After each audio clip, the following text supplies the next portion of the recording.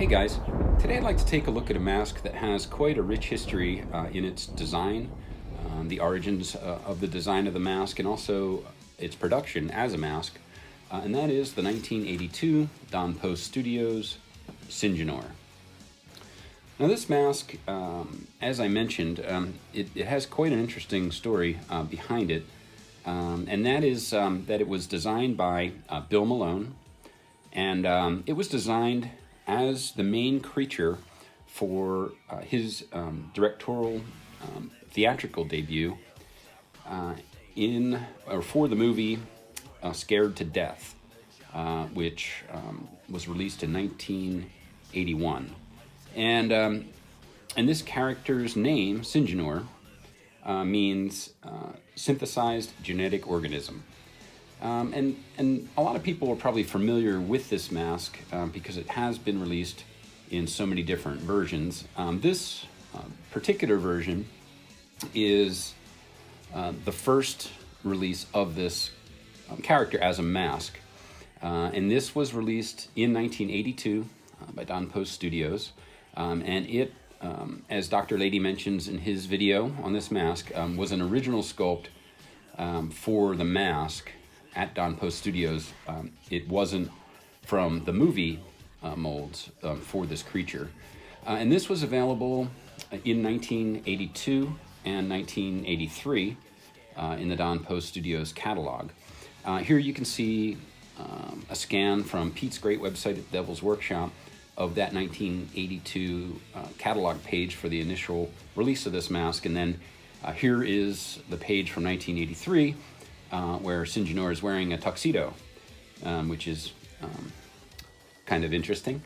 And so this design was inspired by, as I think is pretty evident, the artwork of H.R. Giger, particularly as it came to be popularized in the 1979 original Alien movie.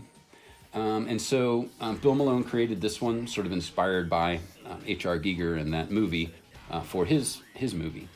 And this one is, in this particular copy, is in really nice shape. It's very soft, almost everywhere except there's a little bit of hardness and cracking started up here on this spike on the top in this area here.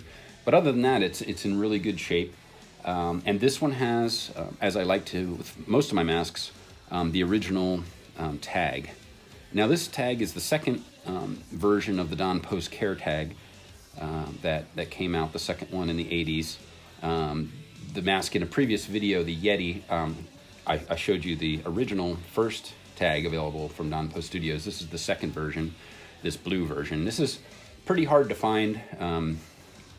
Syngenor with the original tag attached. It may be one of the few that I've ever seen. So this one was available just those 2 years at Don Post Studios. And then it was next available at Distortions Unlimited. And that debuted in 1987. Again, as Dr. Lady mentions, it went from 87 through 89 at Distortions Unlimited, and it was larger in size than this mask because the Distortions mask was from the original movie mold for the mask. And so here you can see the 1987 Distortions Unlimited catalog, and then also here's a nice close-up of the actual Syngenor mask from Distortions. And in addition to that Distortions mask, it was also, as Dr. Lady again mentions, produced by a company by the name of Daimos from Japan, and I could not find any images of that mask. If anyone has a link to one of those images or has an image, please let me know.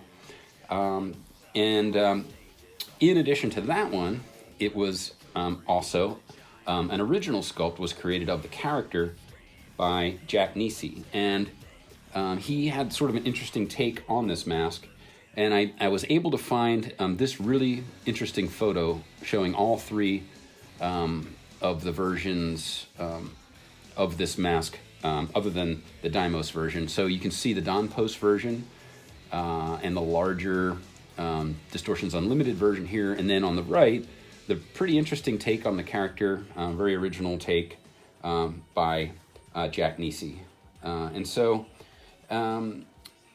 the production of this mask actually continues, and that is from Trick or Treat Studios. So in 2012, Trick or Treat Studios offered this mask again from the original movie mold, and so it's still available to this day. It's still on the website. You can see here a screenshot from Trick or Treat Studios at the time of the filming of this video. It is still available, and so I really find that, you know, it has quite a history in production from different companies. It's kind of very interesting.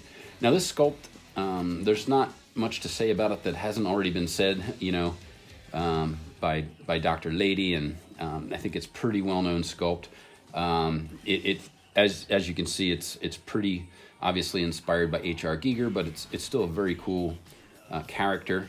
It's interesting how this mask is cut. It's only cut here in the small indentations above the brow, so it's pretty unobtrusively cut. The eyes are completely solid, so it gives a really cool look to it.